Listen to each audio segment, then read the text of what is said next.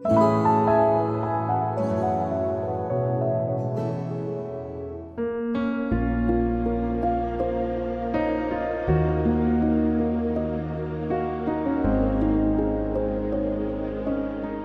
का श्लोक है आद्य शंकराचार्य जी महाराज जी का।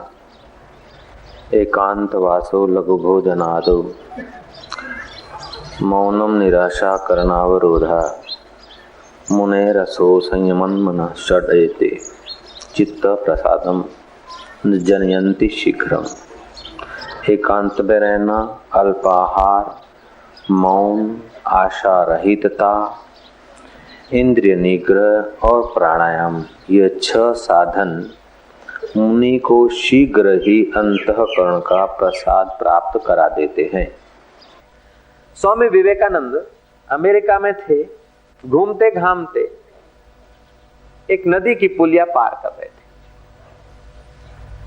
तो देखा कि स्कूल के बच्चे बरसाती नदी में, पूर की नदी में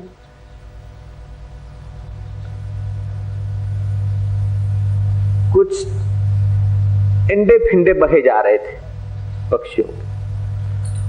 तो बंदूक लेकर उनको वे निशाना जमा रहे थे और विवेकानंद दूर से खड़े। आधा घंटा तक वो लड़के निशाना जमा, लेकिन कोई निशाना उनका सफल नहीं गया। तो विवेकानंद जोर से हंस पड़े। तो उन बच्चों ने कहा, इसमें हंसते क्या हो, तो बहता पानी है और इसमें क्या निशाना जमेगा। बोले क्यों नहीं जमेगा, लाओ मैं जमा दूं। और लिया, धड़ाक धड़ाक धड़ाक 8-10 निशाने उन्होंने मार दिए बहते पानी में वो जो वस्तुएं जा रही। ओह वंडरफुल वंडरफुल वंडरफुल। मानो तुमने बचपन में ये निशाना मारने की ट्रेनिंग लिया होगा। उसने बोला मैंने पिस्तौल आज पकड़ी। हाउ कैन, ये कैसे किया तुमने। बोले जिसका चित्त एकाग्र होता है वो किसी भी विषय में लग जाए तो सफल होना उसके लिए आसान हो जाता है। तो आज का श्लोक एकाग्रता की महिमा बताने के लिए अभी तक तो भूमिका बनाई जयराम जी। तो शंकराचार्य जी कहते हैं एकांत वासो लघु भोजनाद। एकांत में तो रहे, लेकिन सावधान नहीं रहेगा तो भोजन अधिक कर लेगा। भोजन अधिक करने से योग नहीं होता। अधिक बोलने से योग क्षीण हो जाता है। अधिक संपर्क करने से योग की शक्तियां बिखर जाती। योग में सफल नहीं होगा। एक बार योग करके तत्वों को जान लो, सारा जगत ब्रह्ममय दिखे, फिर तो तुम्हारा कभी अयोग नहीं। लेकिन जब तक योग पूरा नहीं हुआ तब तक एकांत में जाओ। इंद्रियों को अल्प खुराक। वल्लभाचार्य ने, रामानुजाचार्य ने शुद्ध आहार की व्याख्या अपने ढंग से की कि निमित्त शुद्ध हो, वस्तु शुद्ध हो, उपादान शुद्ध हो, संयोग शुद्ध हो,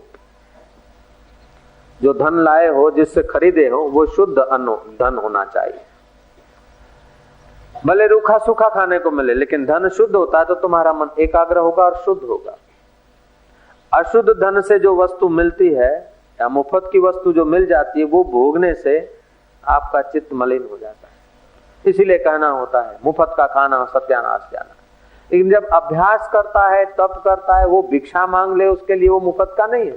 लेकिन आवश्यकता बढ़ा दी तो फिर मुफ्त का हो गया क्या।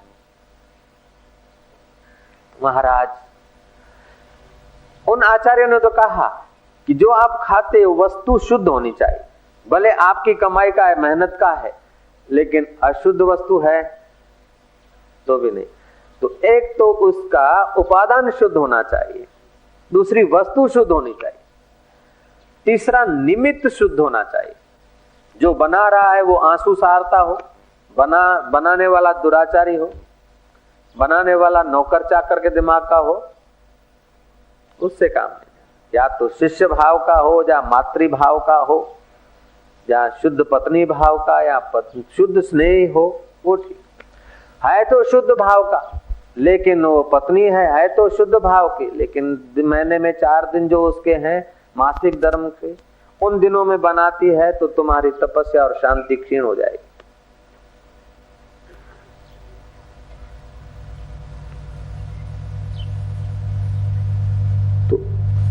अच्छा वस्तु ठीक है, तुम्हारी मेहनत की है, बनाने वाला पवित्र है, लेकिन बनाने की जगह अथवा बर्तन, कोई कौवा झूठा कर गया पानी, बिल्ली छू गई, या अथवा शमशान घाट पे जाके बनाया, यहाँ जहाँ कुकर्म है वहां ही बनाया है, तो उस आहार से शांति नहीं मिलेगी, उस आहार से पुण्य अर्जन नहीं होगा। એમાં તો એક જ રૂમમાં કે અહીંયા જ અમારે બેડિંગ જાય, અમે તો અહીંયા બનાવી લઈએ છીએ અને અહીંયા અમે પતિ પત્ની આરામ કરી છીએ, તો પછી ટકોરી મારતા રહો આખી જિંદગી સુખ માટે ફાફા મારતા રહો। चौका जहाँ रसोई होती है वहां वो जगह पवित्र होनी चाहिए। हो सके तो स्नान करके ही रसोई घर में जाना चाहिए, नहीं तो भी हाथ पैर धो के आचमन आदि करके फिर रसोई घर में जाना चाहिए। नींद में से उठे बैठा रसोड़ा में, ब्रश मोढ़ा में बैठा रसोड़ा में, तो पछी हૈયા में ब्रश चालू ज रह सके। नारायण नारायण नारायण। एक बार 3 संतों का सम्मेलन हुआ पंढरपुर में। संत एकनाथ जी महाराज, तुकाराम जी महाराज और नरसिंह मेहता। एकनाथ जी महाराज गए और भगवान के दर्शन करते कि हे विठल, ये तेरी कृपा है कि गिरजा जैसी आत्मा मेरे घर में आई, आज्ञाकारिणी पत्नी तूने दिया, तब मैं आराम से भजन करता हूं, भागवत की टीका कर पाया। ये सब तेरी कृपा का प्रसाद है कि सुयोग्य सदचारिणी पतिव्रता स्त्री तूने दी, तेरी कृपा है। दर्शन करके लौटे, तुकाराम जी गए कि हे विठल, माझा विठला तुमची फार कृपा है, फार कृपा है माझा विठला, पत्नी ऐसी दे दी है कि दिन को भी तड़ातड़ी तो दोपहर को भी तड़ातड़ी, शाम को भी तड़ातड़ी दे धड़ाधड़ी, और सिलड़ी का सांठा लेके दे 2 टुकड़े कर देती पीठ पर। ऐसी पत्नी दी है कि अचाहा वैराग्य मेरा मित्र बन गया है महाराज, चाहता नहीं फिर भी वो वैराग्य मेरा मित्र बन गया। अगर तूने दी होती केम छे, सारू छे, था क्या शु आम करूं, पग चंपी करूं, तो मेरी पैर चंपी करते करते कमर तोड़ डालती, लेकिन अब सांठा भी मारती तो भी कमर मजबूत है महाराज। ये आपकी कृपा है। अगर वो बहुत खुशामद खोर होती, बहुत सेवा चाकरी करती, तो शायद मैं तेरी सेवा तक नहीं पहुंच पाता। तू कितना दयालु है। ऐसी कर्कशा पत्नी दिया है कि कोई समय उसको देने की जरूरत ही नहीं पड़ती, और पूरा का पूरा समय मेरा गिरधर, मेरे विठल, तेरे लिए मेरे को मिल गया। तेरा भजन करने के लिए, अपना जन्म सफल करने के लिए तूने मेरे घर में जो प्राणी को भेजा है बिल्कुल ठीक भेजा है। महाराज वो निकले तो आए नरसिंह मेहता, तो लेके खट्टा नाचने लगे। विठल अखिल ब्रह्मांड मायक तू श्री हरि, जुजवे रूपे अनंत भासे माया। मारो विठ्ठल અહીંયા બેઠો ને ત્યાં ગોવિંદ થઈને બેઠો, ત્યાં ગણપતિ થઈને બેઠો। મારા વાલા બધી તારી લીલા છે અને હવે હું ઓળખી ગયો, અને બીજું તને ધન્યવાદ દેવા આવ્યો છું। ભલું થયું ભાગી જંજાળ, બૈરું મરી ગયું કે આય ભલું થયું કે। उसका मतलब ये नहीं कि तुम खुशियां मनाना पत्नी मर जाए, ऐसा मैं नहीं कहता। और रोना भी नहीं, ऐसा भी नहीं कहता कि रोने बैठ जाओ। भलू थयु भागी जंजा, सुखे भजी सुश्री गोपाल। घटना तो तीनों की अपने अपने ढंग की घटी, लेकिन संत हृदय है ना, जिन्होंने एकांतवास ले लिया, तुकाराम ने पर्वत पर एकांतवास लिया, तो एकनाथ जी ने जनार्दन स्वामी के वहां एकांतवास लिया, लघु भोजन आदि किया, और नरसिंह मेहता ने जूनागढ़ में जंगल में शिव मंदिर में जाकर 1 अठवाडिया एक पड़े रहे, और भी कई दिन एकांतवास लिया। तो चित्त की अवस्था ऊंची हो गई तो बाहर की परिस्थितियां कैसी भी है, लेकिन धन्यवाद के सिवाय और निकलेगा क्या। ऐसे ही बच्चों को तुम तमाम सुविधाएं दो, लेकिन चित्त की अवस्था उनकी नहीं बदलती तो फरियाद करते ही रहेंगे। चलो अब भाग चले। एक भाई आया, कल नहीं परसों की बात, शायद परसों नामदान हुआ कि कल शनिवार, कल सुबह सौराष्ट्र का है। उसका लड़का था 5 से 7 वर्ष की आयुष्य का होगा। बोलता स्वामी जी ये बड़ा चिड़िया स्वभाव का है और रोज बोलता कि मैं मर जाऊंगा, मैं आपघात करूंगा, मैं भाग जाऊंगा, मैं मर जाऊंगा। अब 7 वर्ष के बच्चे को क्या मुसीबत है भागने की? 7 का हो चाहे 17 का हो, घर छोड़ के भाग के क्या जाके बैंगन मिलेगा वहां? लेकिन ऐसा वातावरण हल्का हो गया और ऐसा फरियादात्मक मनोदशा हो गई बच्चों की कि जरा जरा बात में रूठ जाते, जरा जरा बात में बस चलो भाग चले। हलो पाण भजी हलो तो मुसीबतों में पाना, भाग जाऊं, मर जाऊं, मेरे को अच्छा नहीं लगता संसार। अरे बेवकूफ नंदन, वैशाखी नंदन के परम मित्र, देवता लोग स्वर्ग छोड़कर मनुष्य जन्म धारण करते हैं और मनुष्य व्यवहार छोड़कर भक्तों के घर आना चाहते हैं। और तेरा जन्म हुआ है भक्त के घर, सज्जन गुरमुख है बेचारा, नामदान लिया है, उसके घर तू जन्मा है और बेवकूफ कहीं का बोलता है कि मर जाऊं, मर जाएगा तो प्रेत होएगा, आपघात करेगा तो प्रेत होगा, घर छोड़ के भागेगा तो लुफंगों के हाथ लग जाएगा, गंजेड़ी भंगेड़ियों के हाथ लग जाएगा, सत्यानाश कर देगा, एक जन्म की नहीं और फिर हजारों जन्म भोगना पड़ेगा। क्यों तो भागी जाओ। तो आज के बच्चों में भी न जाने क्या सहन शक्ति का तो कोई पॉइंट ही नहीं दिखता है। ऐसी कोई मां नहीं, ऐसा कोई बाप नहीं जो चाहे हमारे बच्चे दुखी हों, लेकिन वो बच्चों को भी ऐसा वातावरण मिला कि दुख की मैन्युफैक्चरिंग बनाते, जरा जरा बात में चिढ़ जाएंगे, जरा जरा बात में पलायनवाद हो जाएंगे, जरा जरा बात में दुखी होंगे। उसका कारण ये है कि सुविधा ज्यादा है, पुचकार ज्यादा है और बिगड़ने के, फरियाद करने के संस्कार ज्यादा है, सहन करने के संस्कार नहीं है, एकाग्रता नहीं है, इसलिए उनमें कोई क्षमता ही नहीं सहन करने की। जिनको ज्यादा सुविधा और सुख मिलता है वे भी फरियादात्मक हो जाते हैं। जिन बच्चों को सुख और सुविधा में पाला जाता है वे भी ज्यादा फरियादात्मक होते हैं। ये मनोवैज्ञानिक तथ्य है कि जिनको सब सुविधा है, मन को जो नहीं है उसको खोज लेता है। असुविधा वाला मन तो सुविधा खोजता है, लेकिन सुविधा वाला मन फरियाद निकालता है ये नहीं है, वो नहीं है, वो नहीं है। इसलिए बच्चों में ध्यान के संस्कार डालने चाहिए। तू रोज ध्यान कर, नहीं तो मारूंगा, ऐसे नहीं। बच्चे देखें उस ढंग से आप माला लेके बैठ जाओ, बच्चे देखें उस ढंग से आप नींद में से उठिए। और छोकरे देखते हो और डबल बेड पे पति पत्नी आराम करते और बीच में छोकरा, उसकी भी तो सत्यानाश और तुम्हारे शरीर की भी सत्यानाश। ये डबल बेडों के फैशन ने तो और शरीर की, मन की और बच्चों की पूरी सत्यानाश कर दिया। ये जो सिस्टम निकला ने 2 पलंग साथ में, फैमिली रूम छे, सत्यानाश नो रूम छे, कबर खोदवानो रूम छे तारो। पलंग अलग अलग होना चाहिए, पति पत्नी। अभी से तुम बच्चों के 5 साल, 4 साल, 10 साल के बच्चों के आगे चिपके हुए उठोगे बैठोगे तो उनको तो जल्दी हल्के विचार आएंगे ही क्या। बात जरा कड़क लगती है, लेकिन आपके हित से प्रेरित होकर बुलवाई जा रही है उस अनंत जगत नियता से। ओम ओम ओम ओम। एकाकी रहना चाहिए, शयन भी हो सके तो एकाकी करें। चिपके चिपके क्या शयन करना। ना तो पशु भी जानते हैं कि भाई जब मौसम आता है थोड़ा मिले चिपके फिर दूर हो जाते, पशु से भी ज्यादा बस लागी छूटे ना, ये क्या मुसीबत। पुरुष में अपने प्रकार का चुंबकत्व होता है और स्त्री में अपने प्रकार का होता है। अगर दूर रहते हैं तो दोनों की आभा निखरती है, दोनों का प्रभाव बना रहता है। और जो शरीर का विशेष स्पर्श ज्यादा रहता है, दोनों का चुंबकत्व नाश हो जाता है।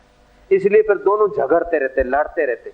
कि हम तो लड़ते नहीं, हमारा तो लैला मजनू जैसा है, तो जल्दी एकदम फिर जल्दी डाइवर्स की भी तैयारी करना। लैला मजनू का प्यार क्यों बढ़ा? जब दूरी रही तो लव मैरिज हो जाता तो लैला मजनू पक ही नहीं सकते। जयराम जी की ऐसे ही जितना जितना आप शरीर से संयमी रहते हो उतनी उतनी आपकी आभा, आपका चुंबकत्व विशेष रहता है, थोथापन। नहीं तो फिर मन भी वायड़ा हो जाता है और शरीर भी थोथा हो जाता है। काम वाली आज आई नहीं। अरे वो जमाना था कुएं में से पानी निकाल के आती थी, आटा की घंटी हाथ घंटी पीसती थी, 2-4 डोबाओं को खिला पिला के दूध दो के अपना घर का काम करती थी, बच्चों को भेजती थी और कुएं में से दूर से गांव से बाहर से पानी ले आती। और कोई इधर उधर करे तो 2-4 को पकड़ के हाथ पकड़ के तमाचे ठोक दे के लुफंगे लोग कहीं नाम न ले, ऐसी महिलाएं। आज तो महाराज कमर टूट गई, क्या हुआ, काम वाली नहीं आई, ए नहीं हुआ, ओ नहीं हुआ, रामो नहीं आयो। रामो कपड़ा धोई जाए, ब्राह्मण रसोई करी जाए, काम वाली पोतू करी जाए, तो ए भाई बिचारी पापड़ छाप छे, रुई छाप दे। नहीं, आप शरीर से काम लो, लापरवाही नहीं करो।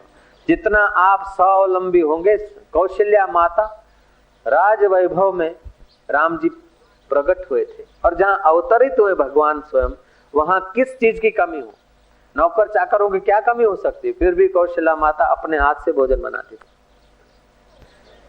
अरे आए अकेले, जाना अकेला, और रात को जब अकेलेपन में आते हो तभी तो आराम मिलता है। कब तक बाहर चिपके रहोगे? स्त्री सोचती पति बिना नहीं चलेगा, पति सोचता पत्नी बिना नहीं चलता। अरे बेवकूफों के सरदार, उस परमात्मा के बिना नहीं चलता है, और वो नहीं हो तो फिर चिपके रहो तो पता चले। वो एकदम निकलवाएंगे फटाफट कि હવે મારું બૈરું જતું રહેનું કઈ કરો, જલ્દીથી હળગાવી આવો, બીજું ક્યાંક ठेकाणु पाड़ो। ये बाहर का चिपकान तुम्हारी आत्महत्या करवा रहा है। ये हम आप लोग समझते हैं हम पत्नी को स्नेह करते हैं या पत्नी समझती पति को स्नेह करते हैं, ये आप एक दूसरे की शत्रुता कर रहे हैं। आप अगर स्नेह करते हैं तो उनकी तंदुरुस्ती, उनका बल, उनकी बुद्धि, उसका तेज, उनकी आभा बढ़े, इसलिए आप संयमी रहते हैं तो आप स्नेह करते हैं। और एक दूसरे को चिपके रहते तो एक दूसरे की सत्यानाश करते हैं। गलती हो तो क्षमा कर लेना, लेकिन बात सच्ची लगती मेरे को। जयराम जी की एकांतवास हो, लघु भोजनाओ। आद्य शंकराचार्य ने लघु भोजन की व्याख्या अपने ढंग से की। केवल आहार शुद्ध करना और अल्प करना, उसको लघु भोजन नहीं कहते। पति चले गए भजन करने, तप करने, और पत्नी रो रही क्यों हूं। अरे पण अमेरिका 6 महीना 12 महीना गयो तो तारो आ राजा ए वखते नारडी मुई तो भणवा गयो तो, અને આ क्या तो भजन करवा गयो छे, तो भणવાનો बाप करवा गयो छे। आप जय श्री कृष्ण कही दो। नारायण नारायण नारायण। सारी पढ़ाइयां जहां से सफलता प्राप्त होती है उस पढ़ाई को पढ़ने गया। तू तो खुशियां मना कि तू घर बैठी और तप कर रहा है हिमालय में, हरिद्वार में या गुरु के चरणों में, तो आधा पुण्य तो तू गर्दनियों को, होम मिनिस्टर को घर बैठे मिल रहा है। तेरे को तो प्रसन्न होना चाहिए, और जब आवे तो रोना चाहिए कि तपस्या छोड़ के अब आए माया में, आए रे हाय, अब मेरा पुण्य कम हो गया। उस दिन रोना चाहिए। जब घर में आ जाए तो रो, और घर से जाता है भजन करने के लिए तो उत्सव मनाओ। बात तो सच्ची है, लेकिन हम क्या करते, घर से जाते भजन करने को मुंह कोकड़ा हो जाता है, और आता क्या આવી गया तो હવે પછી જો सत्यानाश करेंगे एक दूसरे का, और क्या करें। नारायण नारायण नारायण। मतलब बात का जितना हो सके पत्नी पति की सहायक हो जाए आध्यात्मिकता में, और पति पत्नी का सहायक हो जाए। गोखले के माता पिता गोपाल कृष्ण गोखले, क्या नाम है गोखले जी का? गोपाल कृष्ण गोखले। हिलचाल में उनका बड़ा योग है। स्वतंत्रता दिलाने में गोखले जी की लेखनी बड़ी जबरदस्त। अंग्रेजों को डांट देता था, इतनी हिम्मत। उनके माता पिता ने संकल्प किया कि हम कुरकुरियों को जन्म नहीं देंगे। कुरकुरिया समझते हैं? वो कुत्ते के पिल्लर, कुरकुरिया कुरकुरिया। ना ना ना ना ना ना ना, छोकरा 2-4 छो आपी दे एक टाइम होलसेल में। हम ऐसे बच्चों को जन्म नहीं देंगे। हम ब्रह्मचर्य रखेंगे, चाहे एक ही बेटा हो चाहे 2 हो। लेकिन ऐसा हो कि अपना और देश का कल्याण करे, अपनी आत्मा का, अपने कुल का और अपने देश का कल्याण करे। जो आत्म कल्याण के रास्ते पे हैं वो सचमुच में देश का कल्याण करते हैं, और जो भोग के रास्ते हैं वो कल्याण का जामा पहन कर अपना और देश का विनाश करते हैं। देश के जो शुभ चिंतक हैं, हितैषी हैं, वे लोग ऐसे योगियों के शरणों में जाए अथवा ऐसे योगियों के प्रचार प्रसार को सहयोग दे तो देश का भी कल्याण होगा और देशवासियों का भी कल्याण होगा, सहयोग देने वाले का भी कल्याण होगा।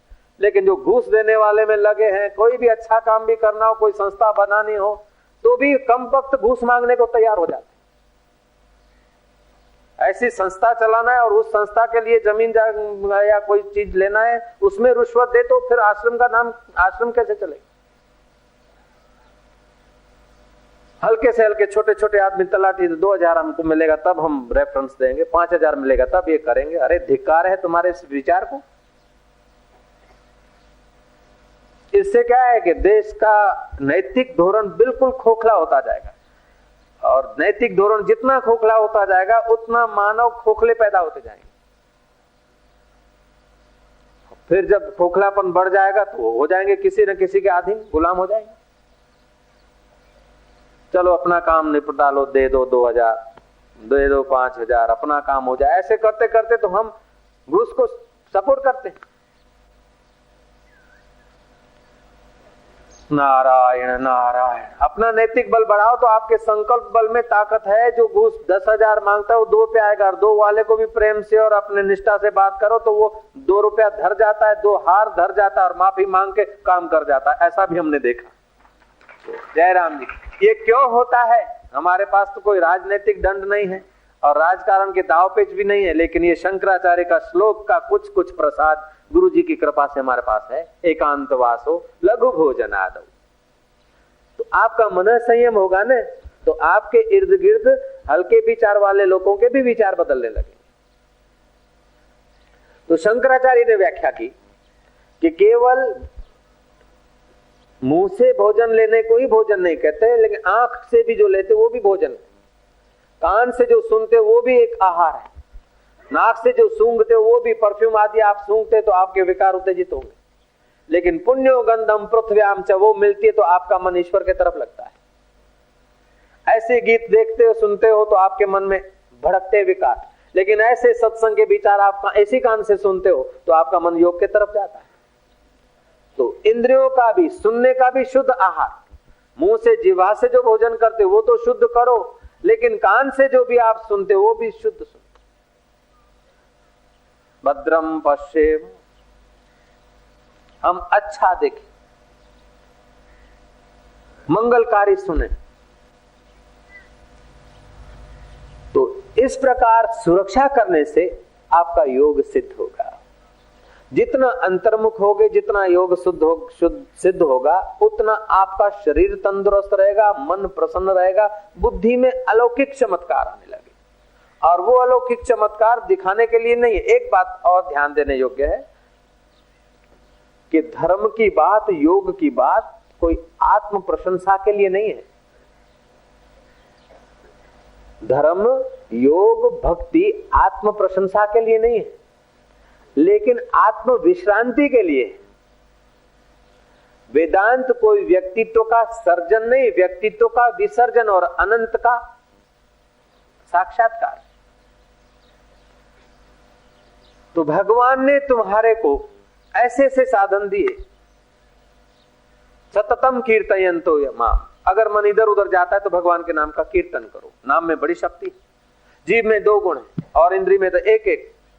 आंख देखती है, बोलती नहीं, सुनती नहीं। कान सुनते हैं तो देखते नहीं, बोलते नहीं। लेकिन जीभ बोलती भी है और चखती भी है। तो इसी जीभ में योग्यता विशेष है। इसी जीभ को अगर हरि नाम में, भगवान नाम में लगा दिया जाए जप में, तो आपका मन पावन होता है। जितना मंत्र की संख्या बढ़ती है उतना आपका मन पवित्र होता है, उतना सत्व बढ़ता है। जितना सत्व बढ़ता है उतना विद्युत का प्रमाण शरीर में बढ़ता है और आप निरोगी होते, आप स्फूर्तिले होते। जितना जप ध्यान नहीं और भोग है उतना तमो बढ़ता है, आलसी हो जाते। शरीर का मोटापन होने से आदमी पहलवान नहीं होता, लेकिन आत्मनिर्भर होता है, मनोबल बढ़ता है, तब आदमी बलवान होता है। तो बल ही जीवन है, दुर्बलता मौत है, और योग समान बल नहीं, योग के समान कोई बल नहीं। इसलिए योग का अभ्यास करना चाहिए। लेकिन योग अभ्यास एकांत शब्द का इतना विकृत प्रचार हो गया कि एकांत माना गिरी गुफा जंगलों में बयाबानों में जाओ। नहीं नहीं, एक में ही तमाम वृत्तियों का अंत होता हो ऐसे वातावरण में बैठ जाओ। चाहे घर का कमरा हो, दूसरे व्यक्तियों से विशेष से मिलना जुलना न होता हो। ये महाराज मैं घर के कमरे में ही रहा, मैंने वेकेशन तो महाराज 15 दिन का वेकेशन अपने बंगले में ही निकाला, लेकिन कोई फायदा नहीं हुआ। अरे 15 दिन तुम अपने बंगले में रहे, अकेले रहे? हाँ बापू। अच्छा, तो कोई फायदा नहीं हुआ? नहीं। प्रसन्नता तंदुरुस्ती आम थोड़ું તો ઠીક લાગે છે, પણ કોઈ અનુભવ ના થયો। શું કરતા હતા? બીજું તો કઈ નહીં, સવારે છાપું વાંચતો હતો અને સાંજે ટીવી નો પ્રોગ્રામ જોતો હતો। तुम अकेले नहीं हो, तुम तो पूरे संसार के बीच आ गए हो। जयराम जी की છાપું વાંચ્યું ને ટીવી જોઈને રેડિયા સાંભળ્યા તો પછી તમારા એકાંત રૂમમાં તમે બંધ પડ્યાની કોઈ જરૂર જ નથી। तो ऐसे साधन नहीं, घर में जब अकेले रहते जब तब करना है तो ऐसा बिस्तर बिछाओ कि जिस पर सोने की इच्छा न हो, ध्यान करने की इच्छा हो। आसन देखकर आपके मन में सरलता और सादगी आ जाए, भजन करने की इच्छा हो। कमरे में ऐसे चित्र नट नटियों के मत रखो, ऐसे चित्र रखो कि जिन चित्रों को देखकर आपके योग में भक्ति में अभिवृद्धि हो। और ऐसा भोजन करो कि बस भोजन करा तो बस अन्न नली पर बोझा पड़ गया। बैठे ध्यान करने और मिम छाप हो गए। क्या करते कि ध्यान करते थे, खाक ध्यान करते। अगर ध्यान करते थे तो फिर गले की बीमारी होती तो निकल जाती, अब नहीं थी तो हो गई, तो ध्यान थोड़े क्या है। साधन मार्ग में ये तुष्टि आती, थोड़ा सा पुण्य बढ़ा, कोई आदर करने लग गया, थोड़ा सी एकाग्रता बढ़ी और मन संकल्प सफल होने लगा। आदमी समझता कि अपने भी कोई हैं गुरुजी, अपने गुरुजी छे। गोपो विजी टोपो किसकी बैठो गादियत, हमारे गुरुदेव कहा करते। वो गोपा छाप था कोई, जैसे वो कोई चूहे को मिलती है ना हल्दी की कड़ी और क्या मैं गांधी हूं, गांधी की दुकान है मेरी, आऊं भी पसारी हुए लदी है डगड़ी हणे पे मोह खग्यू कि आऊं भी पसारी है हणा ही पसारी बैठो। एक बार ऐसा ही बुद्धू हलवाई बेचारा बीमार पड़ा। मिसिस बुद्धू ने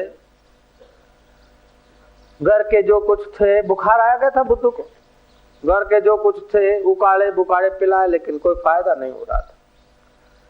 महाराज आखिर हकीमी दवा की, उससे भी कोई फायदा नहीं हुआ। पड़ोसियों के आग्रह करने से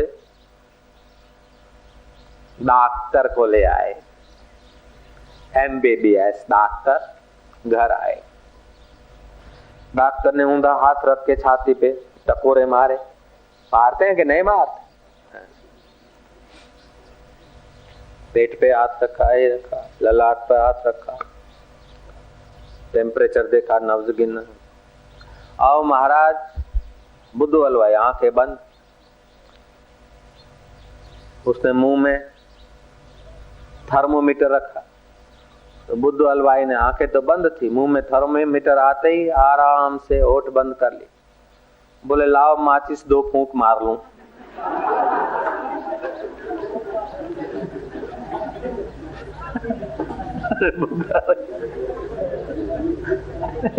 दो कहाँ मारेगा?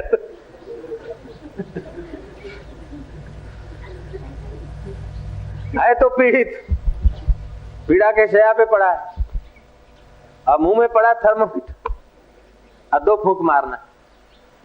ऐसे ही अज्ञान से हम लोग पीड़ित हैं, और मुंह में पड़ा है राग द्वेष कैसा है उसका थर्मोमीटर, फिर भी संसार की 2 फूंक मारना चाहते। तो बुद्धू हलवाई के पड़ोसी हो गए कि नहीं हो गए अपन? नारायण नारायण नारायण नारायण। इसलिए शंकराचार्य जी कहते हैं वो आदत थी ना फूंक मारने की, तो बुखार में भी थर्मोमीटर आया मुंह में, और धीरे से बंद, लाओ माचिस दो फूंक मार लो। आश्चर्य। तो आपके जीवन में एकांतवास के लिए प्यार होना चाहिए। एकांतवास में स्वाध्याय करने के लिए योग में उत्साह दे, भक्ति में उत्साह दे, ज्ञान में उत्साह दे, ऐसे शास्त्रों का अवलोकन। कुछ नियम बना दिया जाए जप का, ध्यान का, और कुछ प्राणायाम होना चाहिए। और एक बात बहुत जरूरी होनी चाहिए कि आप सिद्ध आसन, पद्मासन ये करके बैठे तो ठीक है, नहीं तो सुबह